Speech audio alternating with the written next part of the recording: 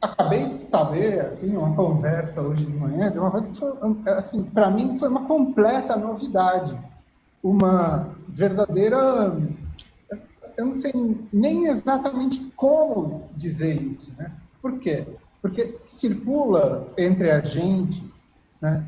Quando eu falo a gente, diga-se esquerda em geral, que vai até daqueles desclassificados quinta colunas até os de fato.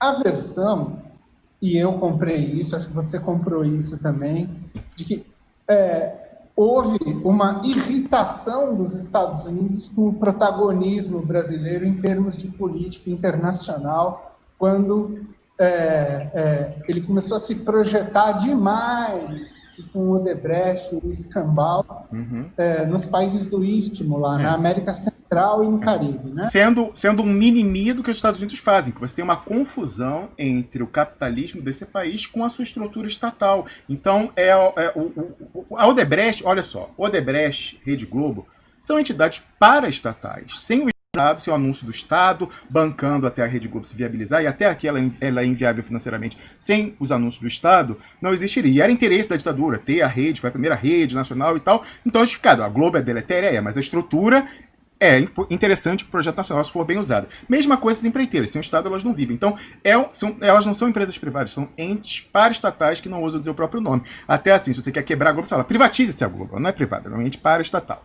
Aí, então, era a coisa que os Estados Unidos fazem, né? Chega o soft power, o hard power, a estrutura pública, e aí junto vão os subcontratados, tal, as empresas, tal, não sei o que tal. Aí o Brasil, mini-me, começou a fazer isso também. Então, o prestígio do Lula, a network do PT internacional, do Foro de São Paulo, meu Deus, falei do Foro de São Paulo, Afinidade, Maurício Funes em Honduras, o fulano lá da República Dominicana, o tal da Colômbia, o Evo Morales, o da Venezuela, o tal, não sei o que, começou, primeiramente, a garantir a perpetuação dessas forças políticas no poder, mandando o combo PT, lá como é que é o marqueteiro? João Mendonça.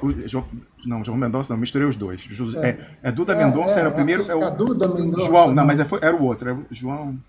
João Santana. João Santana. Aí era o combo. Falei assim: ó, não, primeiro a gente tem que consolidar o seu poder aí para a gente ficar com o controle da contratação. Então, vou mandar o companheiro João Santana, ele vai garantir a sua reeleição. Aí era, né, a expertise PT.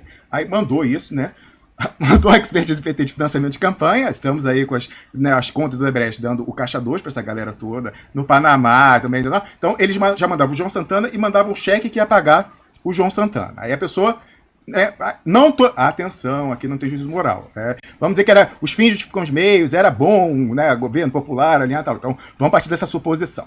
Aí consolidava o controle do orçamento, aí a Odebrecht chegava e falava, bom, eu paguei a campanha, agora eu pego o contrato. Aí você falou, não, mas isso é bom, porque o Brasil está interessado. Não estou entrando no mérito, tá? Então, era o que aconteceu.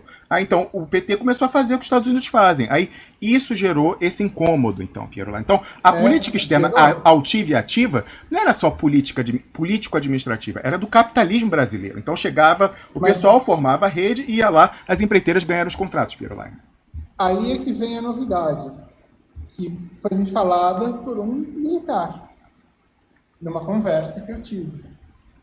Quando o Lula foi eleito e acendeu o sinal amarelo lá em Washington, o que esse cara vai fazer? Eles falaram o seguinte, precisamos trazer os militares brasileiros para perto. O que a gente vai fazer? Haiti. Porque eles já estavam lá no Haiti. Então, eles montam com o Brasil a operação de paz no Haiti e disseram assim, bom, esse é o lado que a gente vai ganhar numa parceria. Em troca, o que vocês vão receber? É o seguinte, a China e a Rússia estão vindo com tudo fazer a infraestrutura da Venezuela, do Caribe, da América Central, de Cuba e do próprio Haiti, que está arrasado. Então, vocês entram lá e ponham com vocês as empreiteiras brasileiras. É esse o troco que vocês vão levar. Então, na realidade, Pirulano, agora fechou tudo. Né? A gente você já tinha identificado, você tinha falado isso, olha. Porque, olha só, Ramos, ele, assim, essa narrativa, pelo que ele me diz, pode ser que essa seja uma visão que não tem a ver, mas... Bom, se não é ver, é bem trovato, faz todo sentido. que é a narrativa do Celso Amorim, de que o Brasil meteu as manguinhas de fora e estava ali e causou ciúme, não faz sentido, porque os americanos que botaram os brasileiros ali na América Central. Como, se a gente parar para pensar, não sei se era o desígnio original, mas como maçã envenenada, como um cavalo de Troia, para citar mais uma vez o Odisseu Engenhoso. Por quê? Eu estou dizendo para quem mandou, político, Lula, não para os militares brasileiros. Por quê? Aí eles conseguiram a sinergia original com os militares, né, formando essa network, passa o final de semana lá em casa, as mulheres ficam amigas do general americano com a general brasileira e tal, e aí começa a falar, me parece que faz sentido, por quê? Foi um mecanismo de hedge. Então, aquela história da espada de Damocles. O Lula chegou no poder, a gente não sabe o que ele vai fazer. Mal sabiam eles que não tinham muito o que temer, né? Mas, enfim, pensaram, né? É melhor sempre, né, o seguro, tal, o seguro no erro de velho. Aí, construíram uma espada de Damocles afiadíssima, um espadinho lá dos militares, né? Trouxemos eles pra gente. Se ele sair da linha, a gente tá fazendo os nossos... a nossa faca no pescoço fardada aqui. Aí, monta essa questão, ficam com essa espada de Damocles, e aí, realmente... Do lado brasileiro, os generais já vinham antes a olavização da oficialidade, Piero? Ou começou aí?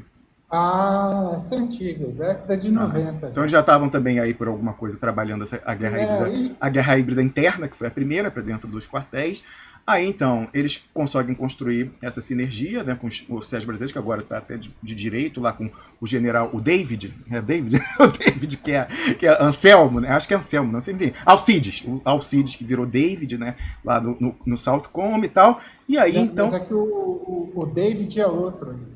É outro? Tem dois? Então tem um David. Não, foi um segundo, um David que é da aeronáutica, um brigadeiro. Tá. Não é só o Alcides, tem um segundo lá. Então que trabalha nesse setor ali, que é o tal do J5. Então foi uma barriga da imprensa que falou que ele tinha errado o nome. Então, estava se referindo a outra pessoa. Certo. É David. Certo. Então, obrigado pela correção. Aí faz sentido, Piero, porque aí realmente a gente fica com essa linha direta Washington, comando militar, e o pessoal vai articulando a tomada do poder por eles em 10 anos.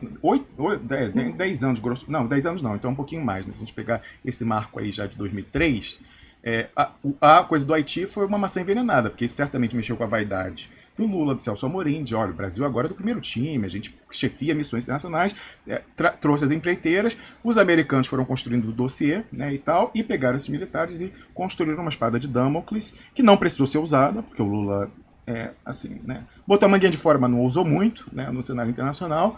E aí foi útil, né? Aquela maquinaria que foi pronta foi o que pôde possibilitar. Agora, na hora que interessava o Brasil, já que é o acerramento, a agudização do conflito Eurásia-Atlanticismo, era necessário tombar o Brasil. Não só pela questão do BRICS, mas também para sangrar a riqueza nacional, para fechar as contas no imperialismo do dinheiro impresso sem lastro. E aí, então, nessa hora, eles ativaram essa máquina e houve a fome com a vontade de comer. Os militares voltam a controlar a máquina pública, que esse pessoal aí queria desde a época, e em troca disso, os Estados Unidos também conseguem que eles entubem o sangramento da riqueza nacional e o tiro no pé de hostilizar abertamente China e Rússia, Pierre Line. Sim, e detalhe, hein? Na verdade, a missão do Haiti tinha que ter terminado em 2010, ela se estendeu até 2014. As pessoas falam que tem o terremoto, tem não sei o quê, mas eu acho que isso tem muito a ver com a eleição da Dilma também. Certo. Você fazer a continuidade desse processo de ir lastreando a oficialidade brasileira nos Estados Unidos. Inclusive, detalhe, era isso, os caras pegaram um voo e estavam em 45 minutos, sei lá eu quanto, em Miami, passando os fins de semana ali, tomando cafezinho. As mulheres ficaram amigas, né? É muito importante isso no meio militar. Começando a construir, se você pega o livro lá dos Force Commanders, pelo menos tem um ou dois deles que narram ali como eles construíram verdadeiras amizades com oficiais americanos que até vinham aqui em passagem de comando. Isso foi... Começaram a ganhar os distintivos, né? Umas coisinhas. Construindo uma espécie de densidade sociológica na relação desse pessoal. E mais... Esse pessoal não é fraco não, hein, Piero? Te falar, olha, o Império não é fraco não. Na crise americana, Romulus, olha isso.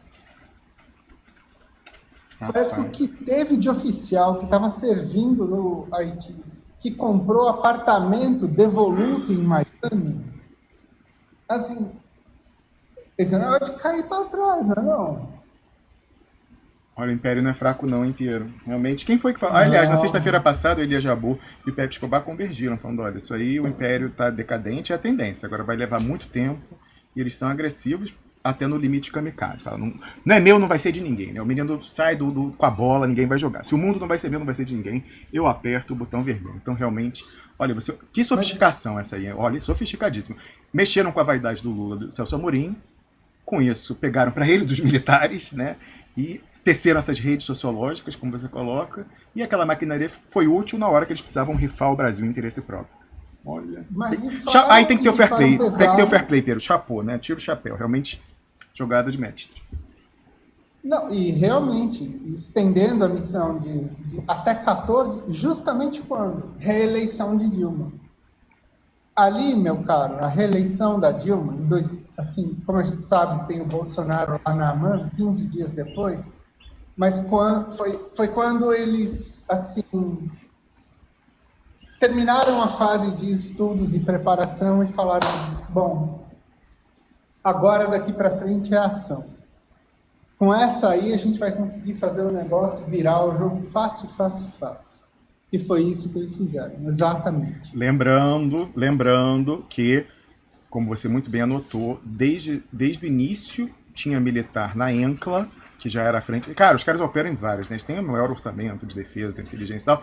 Aí na ENCLA era o cavalo de Troia que o PT Jurídico abriu a muralha, né? Entrou o cavalo de Troia da ENCLA com os treinamentos de todo o nível do judiciário, órgão de controle nos Estados Unidos. Aí já vai formando as outras redes sociológicas. Mas, lembrando que você descobriu aqui, um militar, aquele tal sujeito lá que preparava os dossiês, e depois, em 2012... O comandante já falou, olha, eu quero botar mais gente aí, oficialidade, olhando a corrupção. Eles já estavam pegando os dossiês de todo mundo, de controle da corrupção, e aí, nessa hora, operaram também os dossiês, quando precisou sair da simulação, lá da sala de simulação, e ir para a Vera, aí começou também a dossiecracia, aquilo lá. Começou não, se intensificou a dossiecracia. E a gente também sabe lá que tipo de dossiê pode ter a respeito dos próprios militares que serviram no Haiti. Exatamente. Mas é por isso que eu sempre coloco, gente, está todo mundo pendurado. Os generais estão pendurados na mão do imperialismo, assim como os ministros do STF, está todo mundo pendurado, gente. Por isso que eu coloco dossiecracia transnacional. Ela é operada no teatro brasileiro pelos militares, que usam a sinergia da juristocracia, sim.